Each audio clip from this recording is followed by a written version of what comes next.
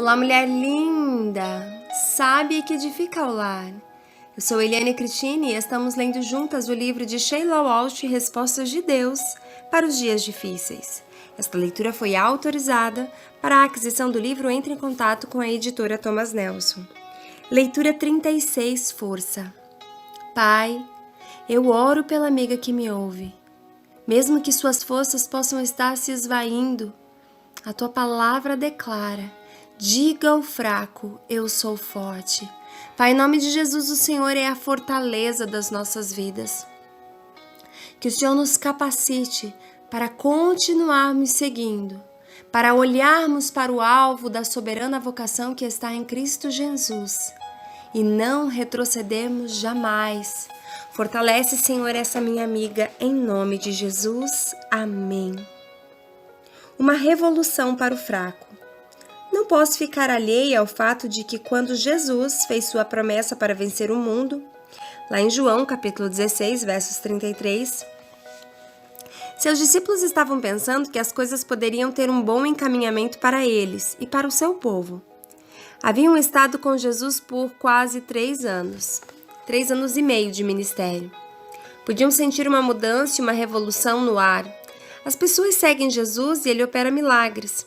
Seus ensinamentos são cheios de autoridade, mas suas histórias sempre põem em dúvida aquilo que elas achavam que sabiam.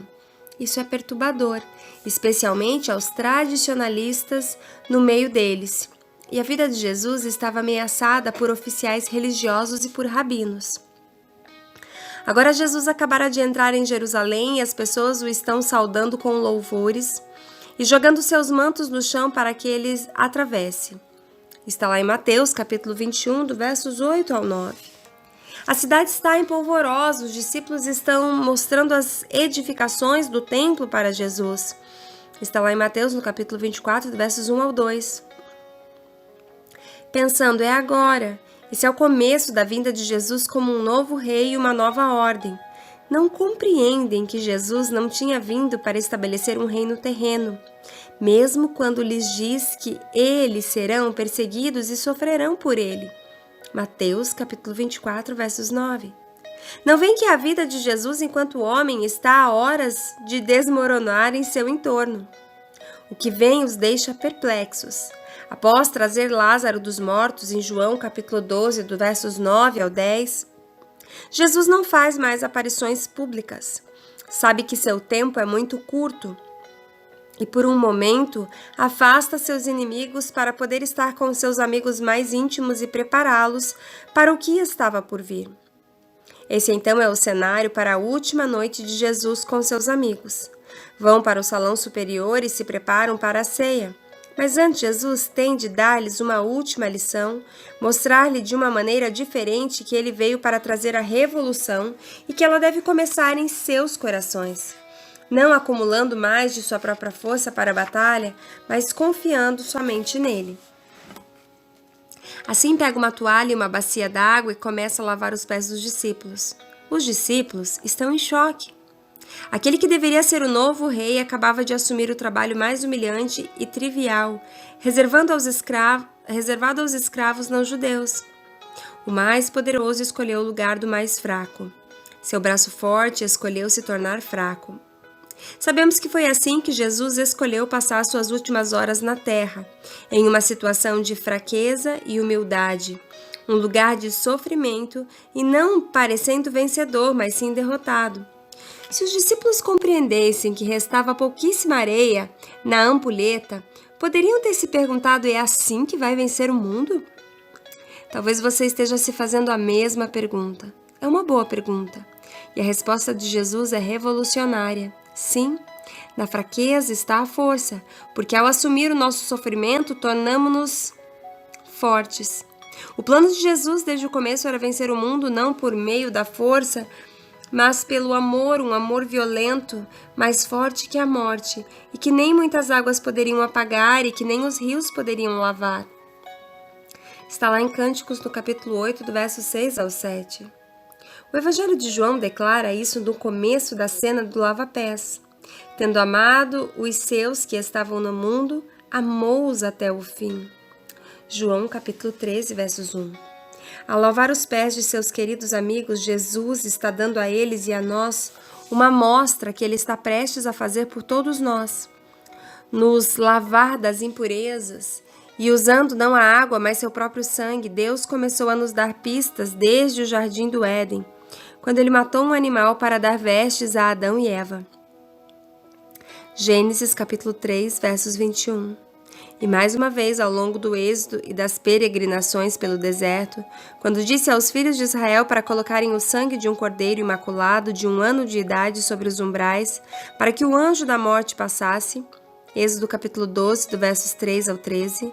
Depois ele deteve a mão de Abraão, quando estava prestes a cravar um punhal no coração de Isaque, e forneceu um substituto, um carneiro preso pelos chifres em um arbusto. Gênesis capítulo 22, do versos 9 ao 14. E desde o Gênesis até o Apocalipse, já que nunca pudemos nos cobrir por nós mesmos, Cristo nos cobriu pela lavagem de seu sangue. Paulo escreve maravilhosamente sobre essa redefinição de força em seu grande hino cristológico, encontrado no capítulo 2 de sua carta à igreja de Filipe. Eu recomendo profundamente que você deixe essas palavras morarem em seu coração.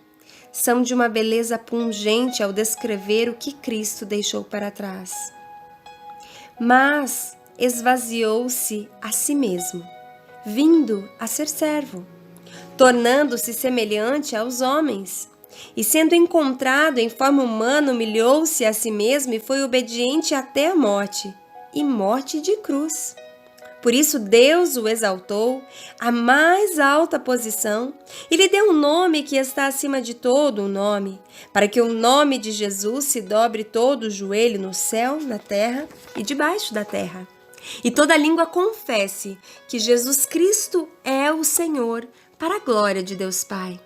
Filipenses, capítulo 2, do verso 7 ao 11.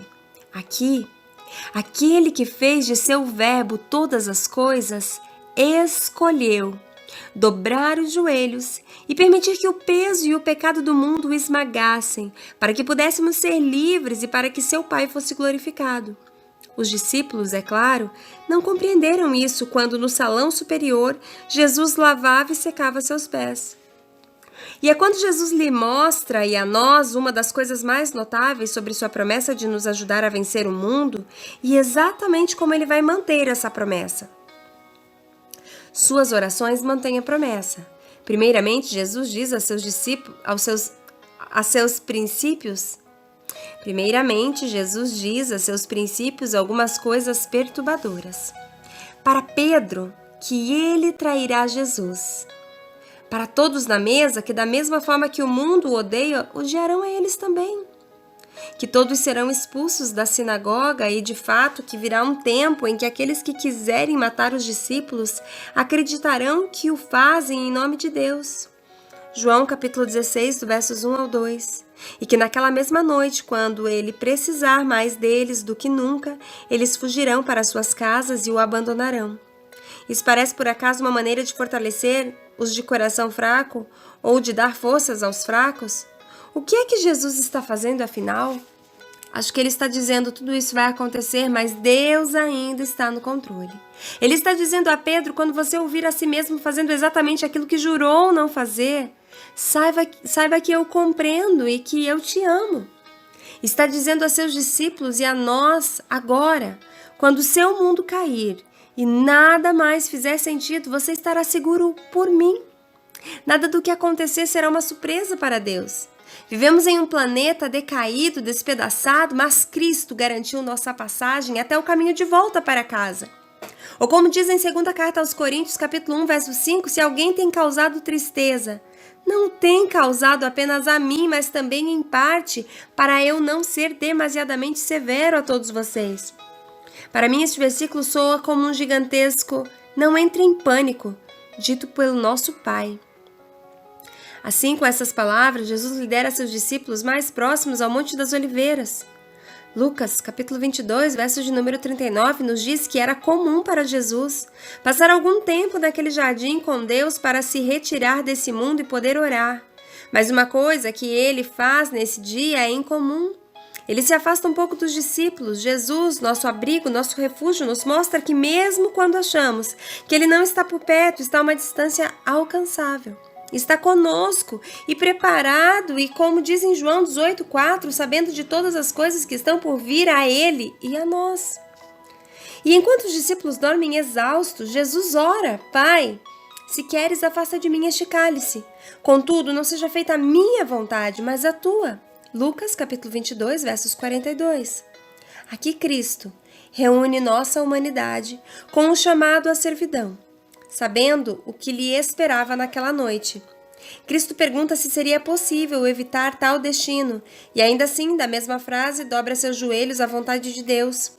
Nosso Deus não é um botão ejetor cósmico, uma completa separação das provações e atribulações deste mundo. Se você pensar nisso, como poderia aquela disposição mental ser uma demonstração de pura força? Você alguma vez já evitou uma situação difícil? Encolhido ante a confrontação ou contornado um sonho por conta do medo ou do fracasso? A força de Deus é uma força que estende.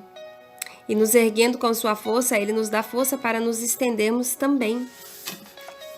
Antes de deixar o salão superior naquela noite, Jesus orou por seus amigos. Não rogo que os tire do mundo, mas que os proteja do maligno. João capítulo 17, versos 15.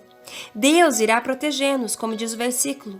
Que admirável e que generosidade em seu próprio momento de pesar, profunda tristeza e fadiga. Jesus pede ao seu Pai para que não nos remova deste mundo e de seus problemas, mas que nos proteja. E na proteção está seu pedido de que nos seja dado força, resistência e tolerância. Jesus sabia o que estava por vir e parou para orar com seus discípulos para você e para mim. Que exemplo poderoso! Suas ações nos mostram que podemos encarar melhor o sofrimento se não nos entregarmos a ele ou nos invadirmos dele, mas por nos mantermos de pé e nos fiarmos em sua promessa. Os problemas estão alinhavados no próprio tecido da vida, mas Cristo venceu. A convocação para manter o ânimo implica a ação, uma consciência. Para mim, esse versículo diz: pare. Lembre-se que Cristo nos preparou para os problemas que virão, portanto, juntem tudo o que estamos sentindo e se comprimam sob seu abrigo, a fenda na rocha, porque Ele venceu. A única coisa que sabemos com certeza é que, de algum modo ou de outro, nesse mundo todos iremos sofrer. Algumas pessoas têm uma carga bem maior que as outras, algumas parecem flanar pela vida livre de problemas, mas ninguém sai sem marcas. Não importa o quão difíceis sejam as circunstâncias, Jesus garante aos fracos de coração que Ele venceu o mundo e que Ele irá ajudá-los a fazer o mesmo. E o momento escolhido para fazer a promessa é importante. A poucas horas de Jesus ser traído por seus amigos, zombado e apedrejado, lanhado e torturado, pregado a uma cruz e cuspido e ser morto, sua mensagem de coração a coração com seus amigos mais próximos era essa: animem-se, eu venci o mundo. E esse é o momento das promessas. Há uma estranha, mas encorajadora realidade envolvida nas promessas e no pesar e no fato de que Deus está presente nos momentos de mais profunda tristeza e que seus braços são amplos e abraçadores. São fortes o suficientes para nos manter e fortes o suficientes para nos erguer desse mundo. A maioria das promessas de Cristo é para mim consoladora. Mas há algo nessa promessa que ouço em minha alma como um grito de batalha. Ao olhar para o caminho que Cristo abriu para você e para mim, para que pudéssemos ser livres para amá-lo e viver com Ele para sempre, eu quero mesmo que em meio às tribulações, me manter de pé. Não importa o quão solitário você se sinta em algumas ocasiões, por conta do que Jesus fez por nós, nunca estaremos sozinhos. Mesmo no olho do furacão, chamamos a nossos corações para se lembrarem que não importa quão dura seja a vida, nós vencemos. Uau, glória a Deus! Não dá tempo de comentários, mas Jesus venceu o mundo. E Ele é poderoso para te capacitar, te fortalecer, te encorajar e fazer chegar nesse lugar de compreensão de que você, com Ele, também vai vencer. Está vencendo. Um grande beijo, Deus abençoe e até o nosso próximo áudio.